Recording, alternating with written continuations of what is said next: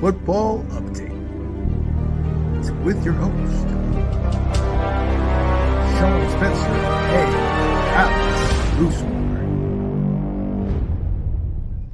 What is going on, ladies and gentlemen? It is your boy, Sean Spencer, one half of that dynamic duo that is Let's Talk Football. And it's Tuesday, ladies and gentlemen, so you know what that means. I'm with my guy, the guy up north, Michigan's finest, my guy, Alex Loosemore. What's up, Alex? Not too much, man. Excited to kind of just be on the bye week, sit back, see if we maybe have a quarterback, and watch some good football this past weekend. What, man? You got Davis, you got Tuttle, Orgy and Jack Tuttle, yeah. Somebody. I hope Tuttle's the guy. yeah, he did look good, and then I was like, I kept watching. He threw that pick. I was like, oh, Tuttle, come on, man. Yep. Come on, buddy. Yes, so you had the bye week, and I wished we had the bye week, and I had the right feeling. North Carolina loses again. We'll talk about that a little bit later. But really quick, I wanted to sit here and mention this. So much great football. We are at the halfway point of this season. Week 7, going into week 8. You saw a number of matchups, and we see your background. So I know there's a matchup that you were a little excited about this weekend. Oregon getting the win. Talk about that, man. The Suckeyes. They fell, man. Man, this was a really good game on both sides, realistically. This had the feeling of that playoff style game. And realistically, we could see this matchup again in the playoffs, but it was nice to see Oregon come out on top in this one and just kind of they kind of did whatever they wanted to. I said they would have to play how we beat them to take out Ohio State, and they didn't do that at all. They went through the air, almost 350 yards, 2 touchdowns by Gabriel. Ran the ball very well as well. 5 yards a carry for Jordan James on 23 carries. And defensively, they did just enough. The one thing that I don't think is getting enough credit is the coaching job Dan Lanning did. Yeah. And I think that too many men on the field penalty at the end of the game was intentional. I really do. Because if you think about it, you give up 5 yards to take off about 5-6 seconds on the clock. You put that extra man on the field to make sure they can't get a big play. Give them the 5 yards, and then the clock's at like 5 or 6 seconds instead of 10 to 12. Oh, right. So I think it's a genius move by Dan Lanning if it was on purpose. Right. And for those of you that don't know, it came down to that where their quarterback, Will Howard, scrambles. The field opens up. He scrambles down the field, and it was almost like that Dak Prescott situation in the playoff game where he went too far. He had time. He could have gotten down easily and then, called the timeout or something, but he went too far. The clock ran out on him. And, if it was a normal team, if it was another team, it's like, you feel bad for him, but it's Ohio State. So what happens? Sorry, guys. Yep. I mean, look, and there was a number of games. Obviously, I mean, that was the most exciting one. The Red River rivalry was this weekend, and as we saw, that lacked the competition. Ewers came back a little rust early, but Oklahoma on offense is definitely they definitely leave you wanting, man. It's not what they have been there years past. And look, we can dive into a number of these games, but today we are going to go with our conference outlook like we do. We did the SEC. We talked about the Big Ten. Now we're going to come to my neck of the woods, ladies and gentlemen, and talk about the ACC.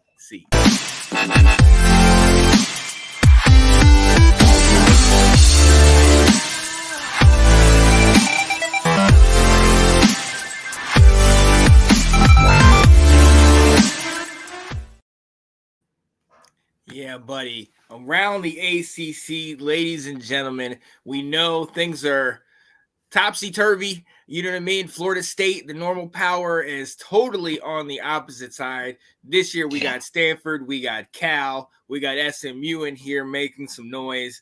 And Clemson, after losing again in the first week to Georgia, has not looked back. It has been steamrolling teams left and right. We're going to go right there first. Number 10 ranked Clemson just mollywops Wake Forest 49-14.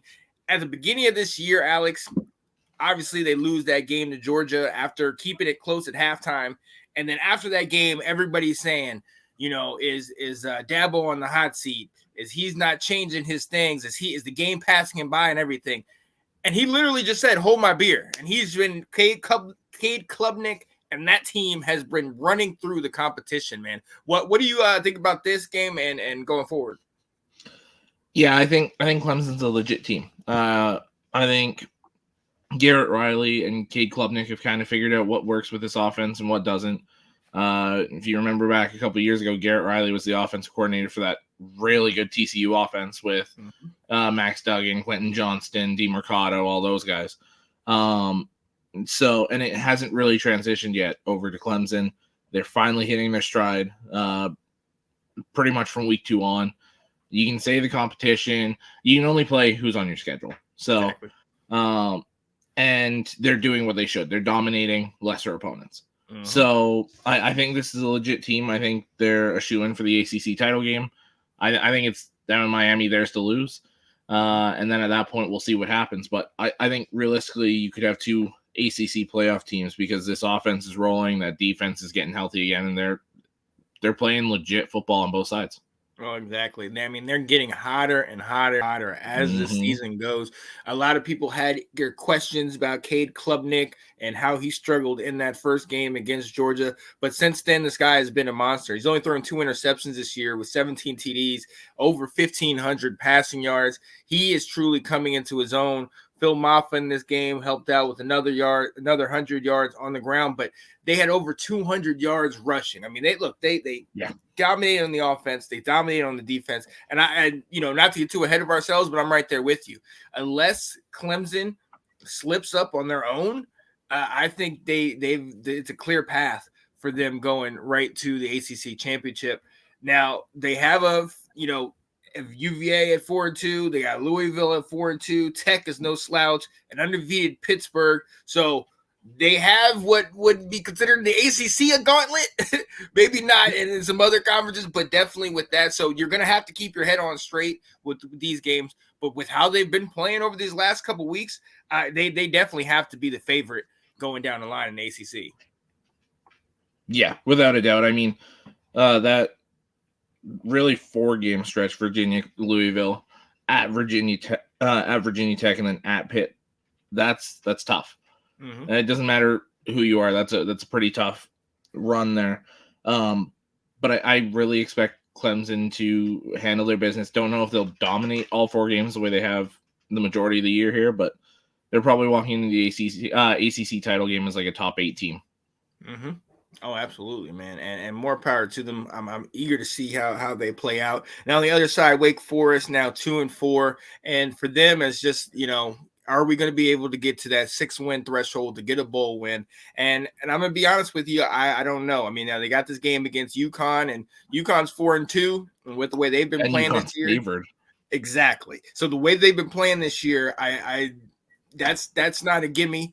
And then you guys, Stanford, who has been playing with teams, Cal and that defense, and then Miami and Duke down the end. If you want me to take the over under, I think I'm going to take the under on this. I don't think that they get to that 6-game threshold, man. What do you think? Yeah, to win 4 games out of UConn, Stanford, Cal, you guys, Miami, and Duke, I don't like those odds. Yeah, I really don't like those odds, especially at Miami, at North Carolina, at Stanford, at UConn. Right. That's 4 road games in that 6-game stretch. You're probably the underdog in at least 4 of those games, maybe all 6. Yeah. I don't like their chances.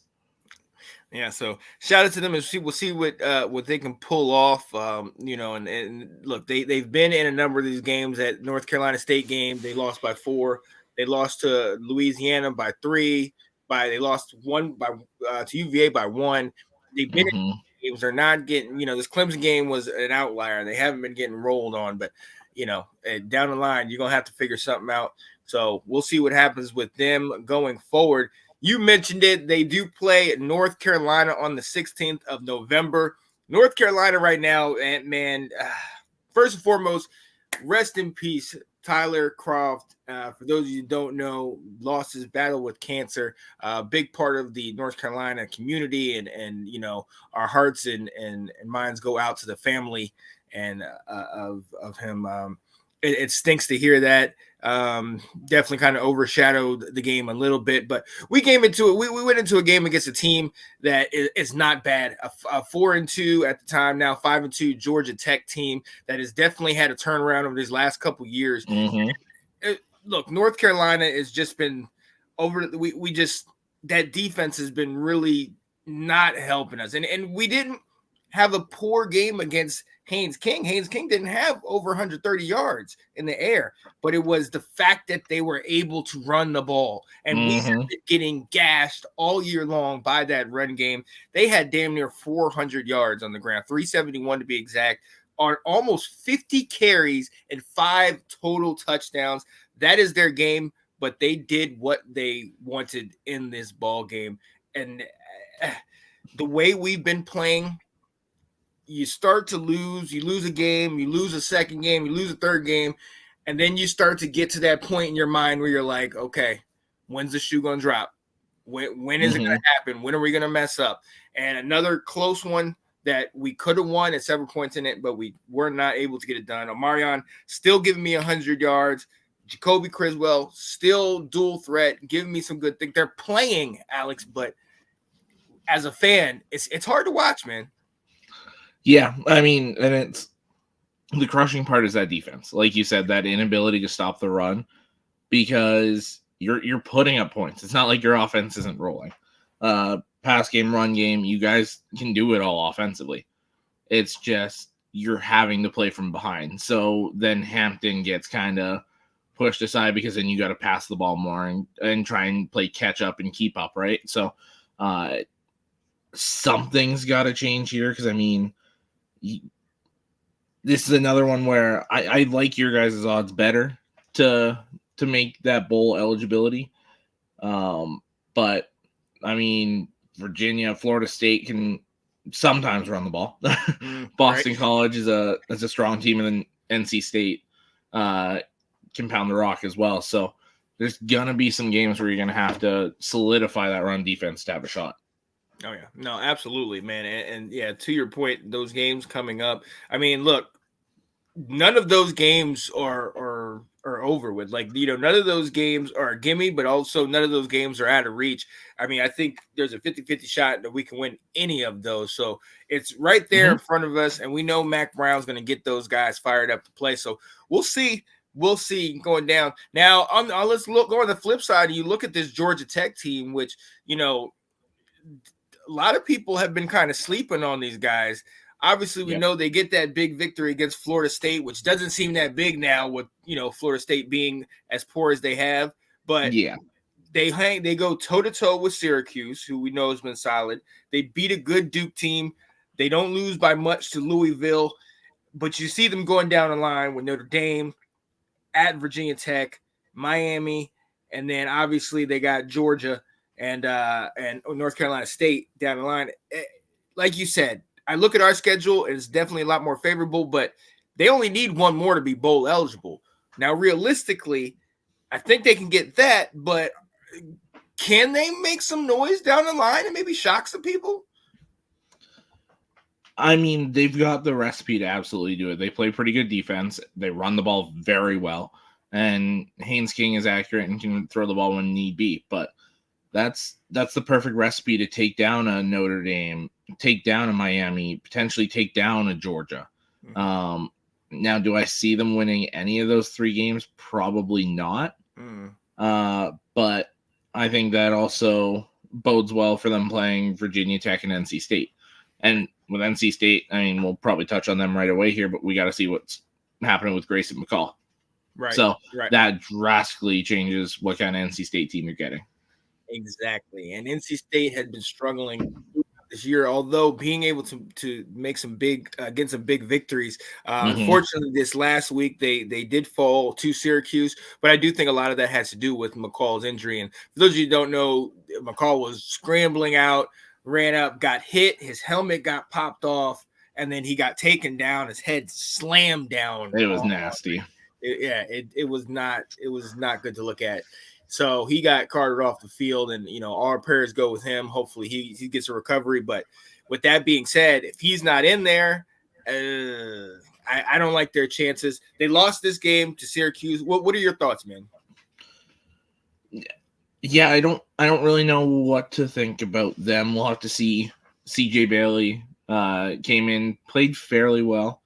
330 yards, 2 touchdowns, had the interception. But we'll have to see. Give him a full week in the practice reps with the ones, knowing he's the guy, and we'll have to see from there what's the rest of their schedule look like here. They've got Cal this week on the road, then they host Stanford, host Duke, go to Georgia Tech, and then to you guys to end the season. To win 3 of those games, I don't really like their chances. I think they just miss a bowl game. Yeah, and it's going to be interesting down the line. I mean, and again, to your point, it's going to be interesting to see how much this injury hurts them. We know Bailey came in, but is this a team that can bounce back and just keep moving with the next guy in there? So we'll see. On the flip side, you got Kyle McCord continually doing well. 5-1, this Syracuse team. LaQuint Allen continuing to ball out. Jackson Meeks had 11 receptions, over 116 yards and a touchdown. This team step by step, and they're still continually under the radar. They're not ranked, but I mean, we've talked about these guys all year. McCord has found a home out here. These guys are a dangerous sleeper. I mean, what do you think?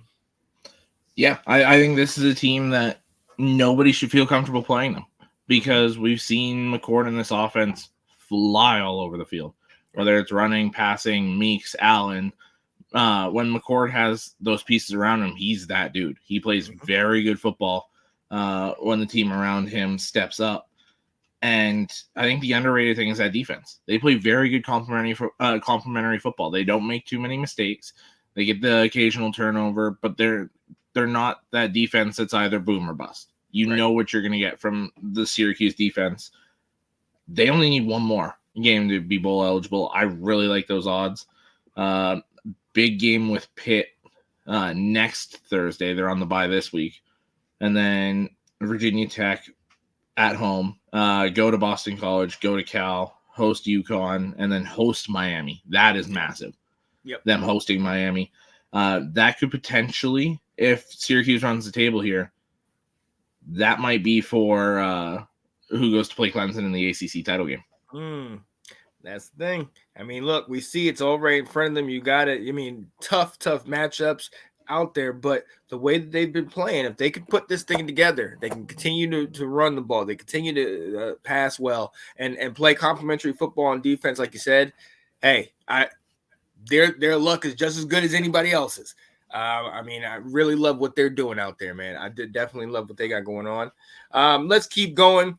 We talked about it. Notre Dame back on top, destroys Stanford. Actually had a little bit of a passing game in this one. Shout out to Riley Leonard getting it done. This is what they are supposed to have been doing throughout the year. But again, I have to ask you, you have this game. Louisville's a tough team. They barely get past them. They have the blowout to Purdue, but then you see the game against NIU. Can we finally say this is the real Notre Dame? No, because like we had the discussion in the group chat there, they're the walking wounded defensively right now. Yep. I think EK said they've got 3 corners left on scholarship that are healthy. And defensive linemen dropping like flies, and we still don't know what this Notre Dame team is because we can't keep the same group on the field. Right. So, and that is a brutal thing for them to have to face with Georgia Tech next weekend and going to Georgia Tech to play. Um, I still like their ability to stop the run, so I still like their chances against Georgia Tech, but the 11-point spread to me is a bit ridiculous. Yeah, that's definitely a bit of a stretch. But yeah, and then you said Georgia Tech, and then they also have uh they have a number of teams down the line. They got Army, who's undefeated right now. Navy, Navy, is undefeated right now. USC, USC, who's been Virginia. playing. Yeah, so with everybody but Florida State, which I'm sorry, Ben, that we continue to have to say that, but everybody else Yeah. is still going to be a competition for these guys. And then on the flip side, you go to Stanford. Stanford 2-4, having a rough season. I think you're starting to see all of that travel that they've had to deal with. They came to Clemson a couple weeks back. They went home. Then they went to they played at Syracuse for a while, went home, and then they had to come over to Indiana and play Notre Dame. And then down the line, you go home, back to North Carolina, back home, and you get to stay on the West Coast for a little bit. The last two games with Callens, San Jose State, but it's still both road games. Right. So it's playing its part right now. We're starting to see that, along with not having necessarily the best talent, it's wearing on them. Yeah, and to me that's another one of those teams that do we really know who they are either?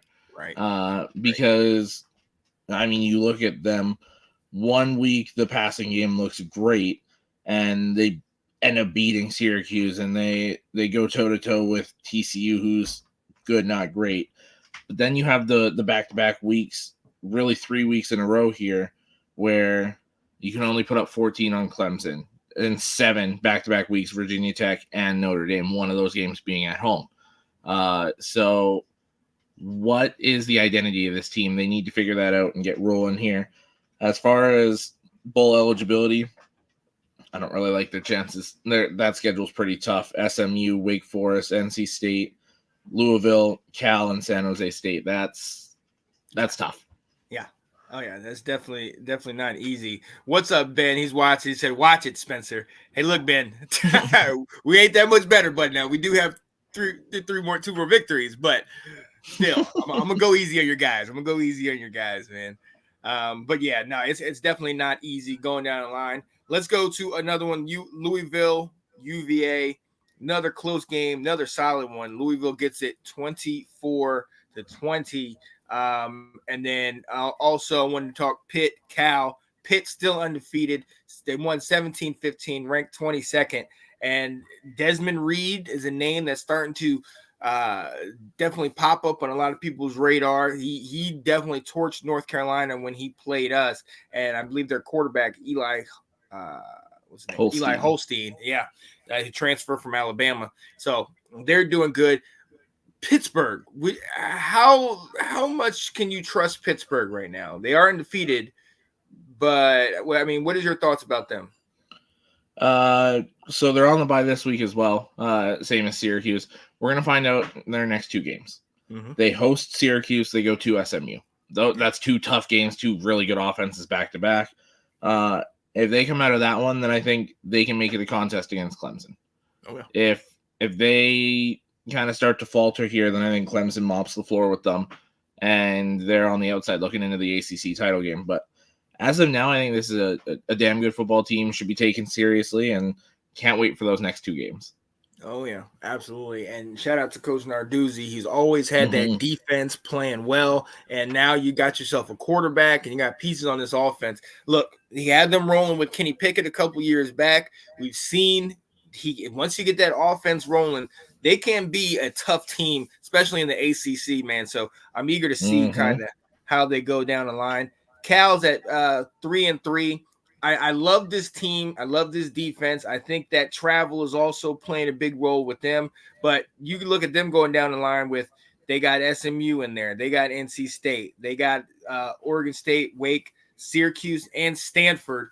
So same thing I'm talking about before, where even if you're having success, it's going to wear on you, that jet lag going back and forth from the East Coast to the West Coast, playing these type of games, man. And it's hard for any team to be able to sustain success when you can't get a decent night's sleep.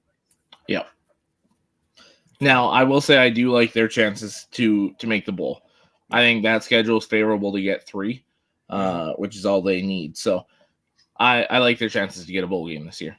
Oh yeah, yeah. I'm with you on that. Look, that we're around the ACC. So let's talk about. We've talked about these teams. Let's go right down. We've already kind of given one of our teams that we think is gonna make it to the ACC championship in Clemson. Who, in your opinion, is the other team that meets them in the ACC championship? To me, it's still Miami. I know they've looked weak against a couple teams. They've kind of played down to the level of some of those other teams. They let Cal get up on them big before waking up and kind of stealing that game back. But to me, this is still, in my opinion, probably the second best team in the ACC. They looked like the best right off the bat, and then Clemson remembered how to play football. So to me, until shown otherwise, it's Miami Clemson. Oh, I like that. I'm gonna go to the team we just talked about, Pittsburgh. I think the way that they're playing defense, now that they have the emergence of Desmond Reed and they have Eli Holstein, who's been playing well. I think if they can stay healthy and they can continue to run their style of offense, I believe that they can sneak in there. Miami, we know how good they are, but to your point, the Virginia Tech game, the last game against Cal, they're letting these teams get ahead, and they keep coming back. But how long is that going to happen? When is it going to strike midnight for these guys? I hope Cam Ward and them continue to have success and keep going. But I think Pitt could. I think they have a team that might be built to withstand that gauntlet and then meet Clemson in there. So we'll see. We'll definitely see. All right, ladies and gentlemen, we're almost done, but we really quickly wanted to hit you with our Week 7 game balls. I will go first. My first game ball, that great Penn State USC game. Penn State, Tyler Warren just balled out, 17 receptions, 224 yards and a touchdown, 13.2 yard average. So, I mean, this dude did it all, man. He ran up under center, got it. He blocked. He caught it. He did whatever he needed to do. And a lot of people are saying, one of, if not best tight end in the country right now. I think he's absolutely in the discussion the way he's been playing. Yeah, 100%. Oh, absolutely. Absolutely. And he definitely helped them to get the W. Who is your first game ball? For me, I'm going to the defensive side of the ball, and I'm going to a team we don't talk much about, but maybe we should start speaking about a little bit more, and that's BYU. I'm going their linebacker, Isaiah Glasker. He had a phenomenal game, 5 tackles, 2 tackles for loss, a sack, and a pick 6. Taking Noah Fafita back to the house. Anyone doing that is impressive. And then on top of his run stuffing ability, had another pass breakup. So wanted to shout out this amazing BYU defense, what they've been doing this year. And Glasker's a big part of that. Oh, absolutely. Aren't they? They're undefeated, right? Yep. 6-0. They're ranked 14th in the nation. Ooh, watch out. This is one of those teams that can make some noise down the line, man. I'm excited. My second one is to another team that I'm very surprised at how well they're doing. But it looks like they got back to doing what they're known for, and that's running the ball. Wisconsin running back Tyree Walker, 24 carries, 198 yards, and 3 touchdowns in this ball game. They totally blew out the competition. Believe the score was 49-7. I believe so, yeah. Yeah, they totally destroyed those guys. So, and it was Rutgers of all teams. Yep. So, we've seen that. So, shout out to him. I'm glad he was able to get that done and bring that. We know all the great running backs have come from Wisconsin. So, it's good to see a guy having a performance like this at that school. Yeah. Absolutely. What's your last game ball? For me, I had to go to the game we started off talking about. Had to stick another knife in there a little bit. Dylan Gabriel is my other game ball. It's one of those games where you have to be near perfect to pull out the win, and he was 23 of 34, 341 yards, 2 touchdowns, no picks, and had 4 carries for another 32 yards and another touchdown. So, amazing performance on the brightest stage probably Gabriel's ever played on. And way to take them down for every other Big Ten fan. Gotta give that slow clap. Thank you, guys. Yeah. I appreciate you for sure. Oh man. Well, look, ladies and gentlemen, we are gonna go ahead and let you go. We just want to give you a brief little outlook of the games in the SEC and talk about our week 6 game ball. So tune in to us this Saturday. Let's talk college football. We'll be back to bring you these games that are coming up and talk about those games that are happening during the week, because tonight there's 3 games on tonight. Yep. Yes, there is. I think I'm gonna try and see if I can throw one on while I'm at work, listen to it alongside. Oh yeah, absolutely. Troy plays South Alabama at 7:30. That's be a fun one. Kennesaw State plays Middle Tennessee State at 8. There is one win between the two. 1 and 10 combined. Right. And Louisiana Tech plays New Mexico State at 9. So listen, yes, ladies and gentlemen, if you look at the records, they might not be the most appetizing, but I'm gonna tell you something. These are the games you need to watch, man, because you might see some crazy stuff. If we're worried about records, I'll give them one tomorrow to watch since we won't be on. 4-2 Western Kentucky travels to 5-1 Sam Houston. Yes. We mentioned that one last week. We mentioned that, you start getting into that conference and those matchups. I think between the top 4 or 5 teams, there was like one game separating them all. So these are big. This is where you start to break down who's going to be going farther. So we'll see. We'll definitely see. But look, we got to get out of here, ladies and gentlemen. We appreciate you guys being with us. We will definitely see you guys next time. For my guy, Michigan's finest, all the way from up north, Alex Loosemore, it's your boy, Sean Spencer. We will see y'all next time. Have a good rest of your week, man, and hope you take care. Peace, people. College Football Update with your host, Sean Spencer. Hey.